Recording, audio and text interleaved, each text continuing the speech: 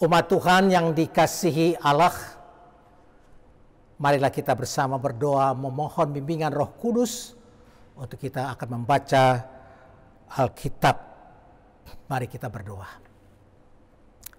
Kami merendahkan diri di hadapan hadirat-Mu yang kudus ya Allah. Bersyukur karena Engkau menghadirkan kami umat-Mu tempat masing-masing dalam rangka beribadah kepadamu. Kami hendak mendengar firman Tuhan, kiranya Roh Kudus-Mu menerangi hati dan pikiran kami, supaya bagian Alkitab yang hendak kami baca, daripadanya kami boleh menerima pesan Tuhan bagi kami semua. Amin.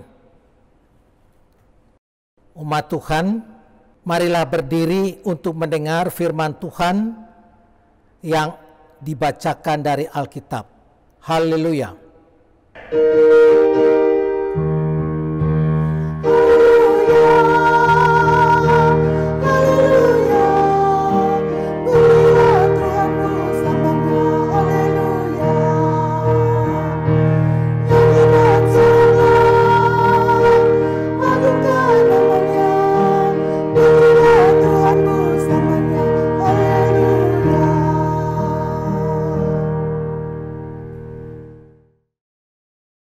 Firman Tuhan hari ini terdapat dalam kitab Rut pasal 1 ayat 1 sampai dengan 14 yang menyatakan, Rut dan Naomi. Pada zaman para hakim memerintah, ada kelaparan di tanah Israel. Lalu pergilah seorang dari Betlehem Yehuda beserta istrinya dan kedua anaknya laki-laki ke daerah Moab untuk menetap di sana sebagai orang asing. Nama orang itu ialah Elimelek, nama istrinya Naomi, dan nama kedua anaknya Mahlon dan Kilion. Semuanya orang-orang Efrata dari Betlehem Yehuda. Dan setelah sampai ke daerah Moab, diamlah mereka di sana. Kemudian matilah Elimelek, suami Naomi, sehingga perempuan itu tertinggal dengan kedua anaknya. Keduanya mengambil perempuan Moab. Yang pertama bernama Orpa, yang kedua bernama Rut, dan mereka diam di situ kira-kira 10 tahun lamanya. Lalu matilah juga keduanya, yakni Mahlon dan Kilion, sehingga perempuan itu kehilangan kedua anaknya dan suaminya. Kemudian berkemaslah ia dengan kedua menantunya, dan ia pulang dari daerah Moab, sebab di daerah Moab ia mendengar bahwa Tuhan telah memperhatikan umatnya dan memberikan makanan kepada mereka. Maka berangkatlah ia dari tempat tinggalnya itu bersama-sama dengan kedua menantunya. Ketika mereka sedang berjalan untuk pulang ke tanah Yehuda, berkatalah Naomi kepada kedua menantunya itu, "Pergilah, pulanglah masing-masing ke rumah ibunya. Tuhan kiranya menunjukkan kasih-Nya kepadamu, seperti yang kamu tunjukkan kepada orang-orang yang telah mati itu dan kepadaku. Kiranya atas karunia Tuhan, kamu mendapat tempat pelindungan masing-masing di rumah suaminya." Lalu diciumnyalah mereka, tetapi mereka menangis dengan suara keras dan berkata kepadanya, "Tidak, kami ikut dengan engkau pulang kepada bangsamu." Tetapi Naomi berkata, "Pulanglah anak-anakku, mengapakah kamu turut dengan aku? Bukankah tidak akan ada lagi anak laki-laki yang kulahirkan untuk dijadikan suamimu nanti? Pulanglah anak-anakku, pergilah, sebab sudah terlalu tua aku untuk bersuami. Seandainya pikirku ada harapan bagiku, dan sekalipun malam ini aku bersuami, bahkan sekalipun aku masih melahirkan anak laki-laki, masakan kamu menantikan sampai mereka dewasa? Masakan karena itu kamu harus menahan diri dan tidak bersuami? Janganlah kiranya demikian, anak-anakku. Bukankah jauh lebih pahit yang aku alami daripada kamu, sebab tangan Tuhan terancung terhadap aku. Menangis pula lah mereka dengan suara keras, lalu Orpa mencium mertuanya itu minta diri, tetapi Rut tetap berpaut padanya. Demikian firman Tuhan. Hendaklah sabda Kristus dengan segala kekayaannya menetap di antara kita, dan ucaplah syukur kepada Allah.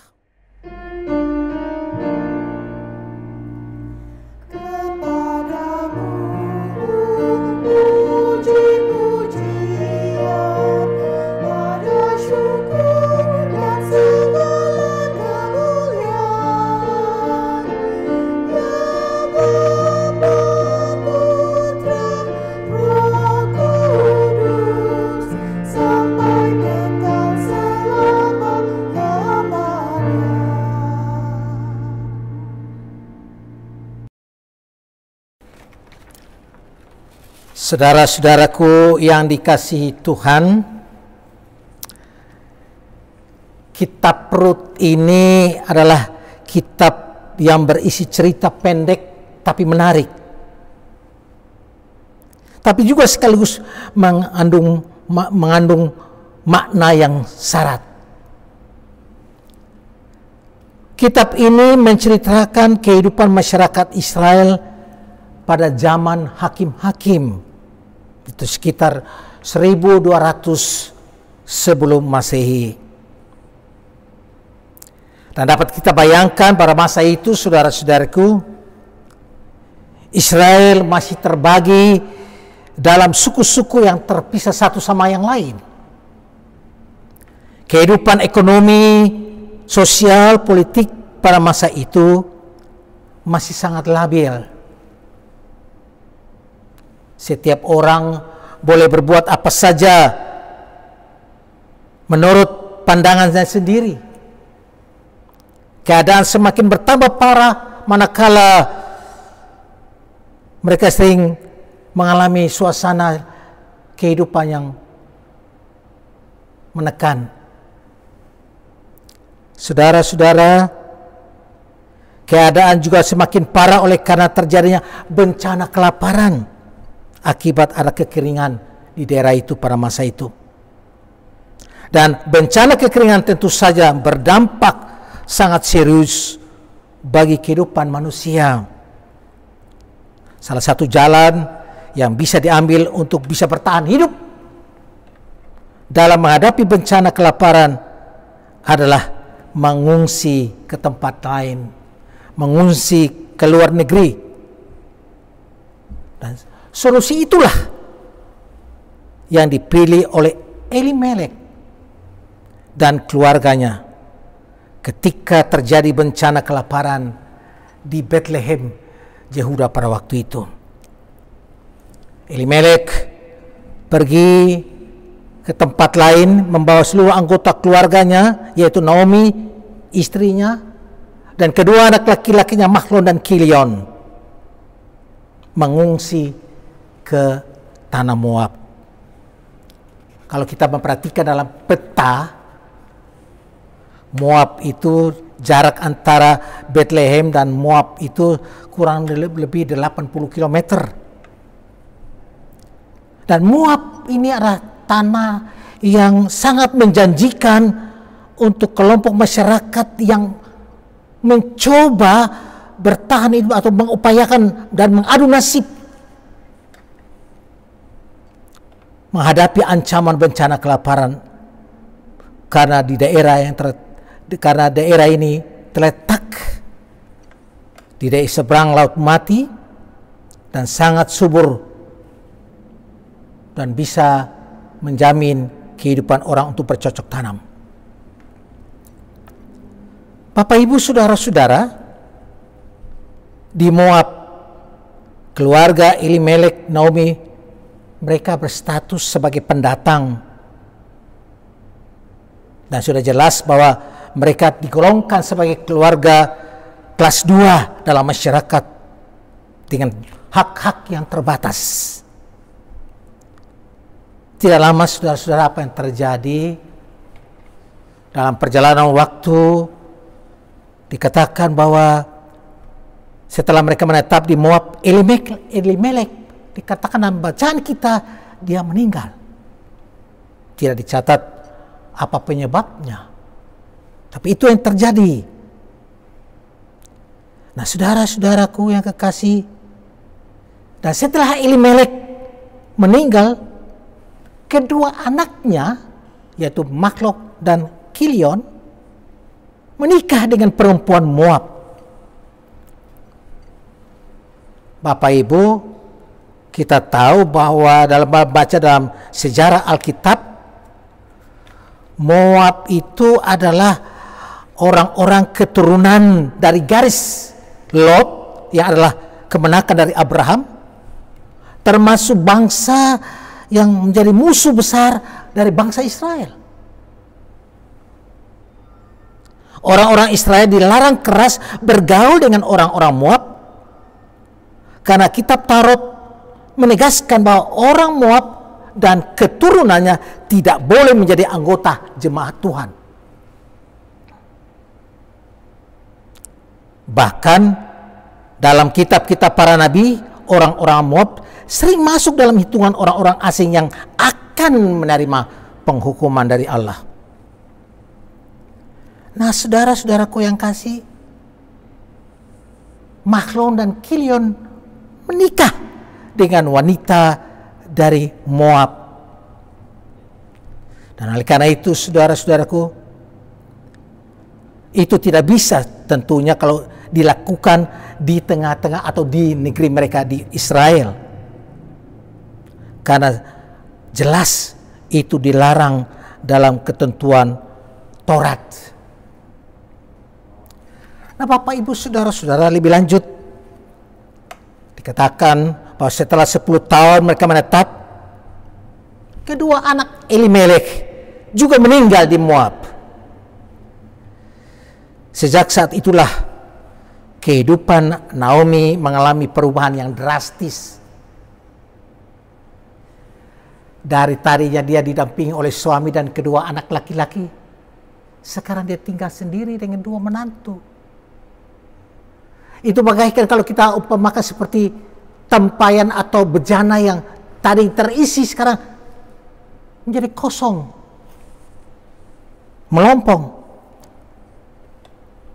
Namun saudara-saudaraku, satu hal yang pasti bahwa ketika segala yang berharga yang dimiliki Naomi hilang lenyap, ia tidak putus asa dan dia tidak melupakan Tuhan. Nah, ini yang menarik, saudara-saudaraku. Ia tetap meyakini campur tangan Tuhan dalam setiap peristiwa yang terjadi dalam kehidupan umatnya. Hal itu terlihat ketika bencana kelaparan di Israel telah berlalu dan sudah berakhir. Naomi menyadari bahwa lagi-lagi itu bukan karena buatan manusia, tetapi dia meyakini bahwa itu adalah bukan kebetulan, bahwa itu adalah merupakan campur tangan Tuhan. Saudara-saudaraku, setelah Naomi mendengar bahwa Israel sudah dipulihkan Tuhan dari bencana kelaparan, Naomi mengambil inisiatif untuk meninggalkan Moab dan kembali ke Bethlehem di Yehuda. Dia berangkat bersama kedua menantunya. Dalam catatan bacaan kita dikatakan demikian. Lebih lanjut, saudara-saudara, kita lihat bahwa Naomi berangkat bersama anak-anak menantunya ke tanah Yehuda. Tapi ketika mereka sedang dalam perjalanan, Naomi mendesak kedua menantunya kembali ke Moab. Dikatakan pulang ke rumah ibunya masing-masing. Saudara-saudaraku, Naomi lebih lanjut menyampaikan harapan. Pulanglah kalian berdua ke rumah ibumu, orang tuamu. Biarlah kasih setia dan kebaikan Tuhan akan selalu menyertai. Dan Naomi berharap bahwa atas karunia Tuhan, mereka mendapat tumpahan hidup di rumah suami mereka masing-masing nanti. Artinya, Naomi berharap bahwa mereka bisa menikah kembali dengan laki-laki di tanah Moab. Tapi apa yang terjadi, saudara-saudara? Kedua menantunya bersikeras mengikuti Naomi pulang ke Yehuda. Bapak Ibu, ini terjadi semacam ada dialog yang cukup syarat dengan pertengkaran rupanya. Naomi tetap mendesak mereka pulang. Ada alasan yang dikemukakan oleh Naomi kepada mereka, bahwa dia sudah tidak punya apa-apa lagi yang bisa diberikan kepada mereka. Dia akan menjalani hidup dalam kesusahan nanti tatkala dia pulang ke sana, ke kampung halamannya. Dan yang kedua, Naomi juga mengatakan bahwa dia tidak punya lagi anak laki-laki yang bisa mereka menikahi. Seandainya pun ia kawin dan punya anak lagi, maka sangatlah tidak masuk akal dan tidak mungkin mereka akan menunggu sampai anak laki-laki itu besar jadi dewasa. Dan perkataan Naomi ini sangat mungkin kita dapat lihat bahwa ini berkaitan dengan tradisi perkawinan levirat yang lazim dilakukan dalam kehidupan masyarakat pada masa itu. Apa itu pernikahan levirat? Perkawinan levirat adalah perkawinan antara seorang janda dengan saudara kandung mantan suaminya yang sudah meninggal. Saudara-saudara, apa yang diusulkan oleh Naomi itu agaknya diterima oleh Orpa. Dan pada akhirnya Orpa memutuskan untuk kembali ke Moab. Sedangkan Ruth memilih untuk mengikuti mertuanya. Orpa mencium mertuanya dan minta diri pulang kembali. Dia kembali ke bangsanya, kembali kepada ilahnya. Saudara-saudara, kita tahu bahwa bangsa Moab ini adalah penyembah dewa dewa Kamos. Dan kalau kita lihat dalam bacaan Alkitab, dijelaskan bahwa Israel pernah ikut ambil bagian dalam penyembahan kepada dewa Kamos ini. Itu terjadi pada zaman Raja Salomo. Kita bisa baca itu dalam kitab 1 Raja 11 ayat yang ke-7.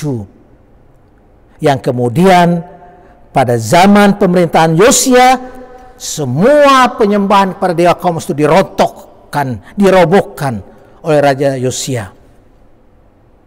2 Raja-Raja pasal 23.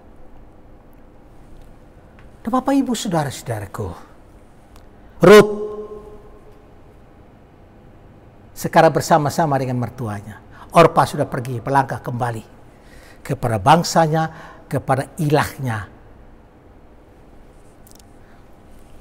Ruth memilih untuk tetap mengikuti mertuanya berjalan pulang ke Bethlehem dan tidak mau meninggalkan mertuanya. Dia berkomitmen untuk mengikuti Naomi kemanapun Naomi pergi dan bermalam. Itu artinya apa? Ruth rela meninggalkan orang tua dan sanak saudaranya serta kampung halamannya. Lebih daripada itu, dia bertekad menjadi bangsa dan Allah yang disembah oleh Naomi. Menjadi bangsa dan Allahnya. Dengan kata lain, Bapak Ibu saudara-saudara, Ruth bertekad mengikuti mertuanya pulang ke kampung halamannya, meninggalkan ilahnya dan menyembah Tuhan Allah yang disembah oleh mertuanya Naomi. Dia rela mendampingi mertuanya seumur hidupnya. Di mana mertuanya mati, dikatakan ia pun akan mati dan dikuburkan di sana. Ruth memutuskan bahwa hanya maut yang bisa memisahkan dia dengan mertuanya. Bahkan Ruth berani menerima hukumannya jika dia melanggar keputusan ini. Saudara-saudaraku yang dikasihi Tuhan, apa yang bisa kita pelajari daripada catatan cerita kisah perpisahan antara Naomi dan kedua menantunya, di mana Orpa sudah pergi dan sekarang dia berada bersama-sama dengan Ruth yang akan melanjutkan perjalanan kembali ke kampung halaman di Bethlehem. Apa yang dapat kita pelajari dari cerita ini? Saudara-saudaraku, semua orang, termasuk kita sebagai orang Kristen, tentunya akan terus berusaha memperjuangkan masa depan kehidupan yang lebih baik dan sejahtera. Demi mendapatkan masa depan kehidupan yang lebih baik dan sejahtera, berbagai cara dan usaha akan ditempuh dan dijalani. Mungkin saja kita akan pindah ke daerah lain, pindah ke luar negeri, seperti yang dilakukan oleh Elimelek untuk mendapat hidup yang lebih baik dan sejahtera. Memang itu tidak salah. Tidak salah kalau itu kita lakukan. Namun harus diingat bahwa segala cara yang kita tempuh untuk menjalani masa depan hidup yang lebih baik dan sejahtera tidak menjamin bahwa hidup kita akan bebas dari kesulitan dan masalah hidup. Kesulitan dan masalah hidup akan tetap menjadi bagian yang tidak terpisahkan selama manusia itu masih hidup. Malahan bisa saja terjadi kesulitan dan masalah yang kita hadapi di masa kini lebih besar daripada kesulitan dan masalah hidup di masa yang lalu, sehingga membuat kehidupan kita yang kita jalani saat ini jauh lebih buruk dibandingkan dengan hidup masa lalu. Saudara-saudaraku, dalam situasi seperti itu yang harus kita lakukan adalah, ingat, ini catatan penting, kita harus tetap semangat menjalani kehidupan serta meyakini campur tangan Tuhan yang selalu memelihara dan menyelamatkan dalam kehidupan yang kita jalani sekarang ini. Dan yang paling penting adalah kita bersedia dengan segenap hati dipakai menjadi teman sekerja Allah dalam karya penyelamatan yang Ia rancangkan dan Dia kerjakan bagi dunia dan manusia berdosa, sehingga keselamatan dan berkat Allah dirasakan dan dialami oleh manusia dan seluruh makhluk ciptaannya. Hal berikut yang bisa kita pelajari, saudara-saudaraku, selama kita hidup, kesulitan dan masalah tentunya akan selalu menjadi bagian daripada hidup kita. Di tengah setiap kesulitan dan masalah, kita diingatkan untuk tetap hidup menyatakan kasih kesetiaan kepada sesama manusia, terutama kepada keluarga dan sanak saudara. Kita perlu menyampaikan suatu pesan penting bahwa Tuhan mencurahkan berkat-berkat-Nya kepada orang-orang yang menyatakan kasih setia kepada sesama. Kasih setia kepada sesama bukan terutama ditunjukkan dengan cara memberikan bantuan materi kepada sesama yang menderita.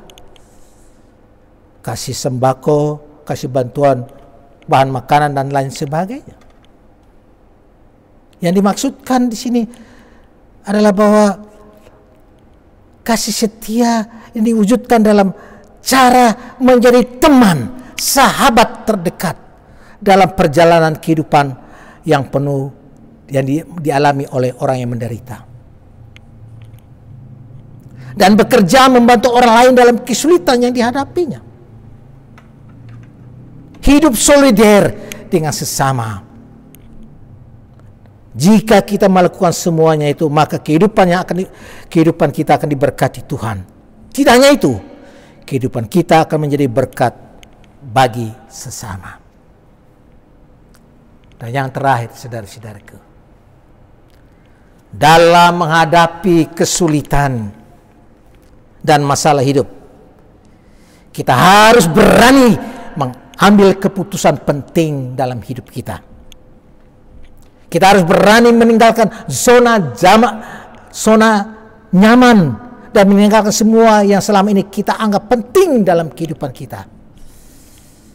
Hal itu dilakukan oleh Ruth, saudara-saudara, yang mengambil keputusan penting dalam hidupnya, yaitu berani meninggalkan sanak saudaranya, orang tuanya, negerinya, bangsanya. Bahkan ia mengambil keputusan iman, yaitu meninggalkan Allahnya, ilahnya, dan mau menyembah Allah yang disembah Naomi, mertuanya.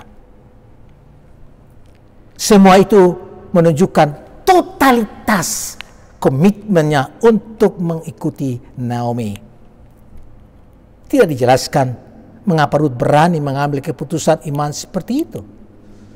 Namun demikian, saudara-saudara, bisa dipastikan bahwa faktor penting yang berperan mendasar dalam mendorong Ruth mengambil keputusan iman adalah keteladanan dalam hidup beriman kepada Tuhan yang ditunjukkan oleh keluarga, mungkin melalui suami, terutama melalui ibu mertuanya, Naomi. Dan keteladanan iman keluarga inilah yang akhirnya mendorong Ruth mengambil keputusan iman untuk beribadah kepada Tuhan. Saudara-saudaraku yang dikasihi Tuhan, sikap Ruth sudah pasti bahwa dia belajar dari Naomi. Naomi adalah seorang perempuan yang tabah, walau tangan Tuhan selalu teracung kepadanya. Naomi teguh beriman walaupun harapannya goyah. Dia beriman, tapi harapannya goyah. Lihat, dia suruh ini pulang-pulang aja, karena saya tidak ada apa-apa lagi untuk kalian. Saya nanti pulang di kampung pun ya belum tahu nanti saya bisa hidup baik dan tidak. Saya tidak mungkin lagi punya anak. Kalau saya kawin pun tidak punya anak pun tidak mungkin kalian akan bisa menikahi anak yang masih terlalu kecil. Saudara-saudaraku yang kekasih, itulah iman Naomi, tapi harapannya goyah. Saudara-saudaraku yang dikasihi Tuhan, di saat dia mengambil keputusan beribadah kepada, berarti dia mewarisi praktek iman yang ditinggalkan oleh dan diteladani dari mertuanya. Saudara-saudara, melalui kisah ini terus kita diingatkan dan diserahkan bahwa keluarga secara lebih spesifik, keluarga Kristen adalah wadah yang penting dalam membina dan memupuk kehidupan beriman seluruh anggota keluarga. Bapak, Ibu, saudara-saudaraku, ingat, di dalam Tuhan ada kasih. Kasih itu bertumbuh dengan iman lalu membuahkan harapan. Dua perempuan yang saling berbagi iman, kasih dan harap. Derita memang tidak dapat ditolak, tetapi dijalani dengan iman. Persekutuan dengan Tuhan menjamin iman yang teguh. Dengan iman maka kasih menjadi kekuatan yang menggerakkan harapan walaupun tantangan menghadang perjalanan hidup ini. Akhirnya, saudara-saudaraku, selaku umat Kristen kita sementara berada dalam suasana pandemi corona. Pandemi corona akan membawa kita juga pada suatu realitas baru. Seperti yang dialami Naomi dan Ruth. Marilah hidup dalam kasih yang menumbuhkan harapan dengan iman pada janji penyertaan Tuhan dalam rancangannya yang indah. Tuhan Yesus memberkati saudara. Amin.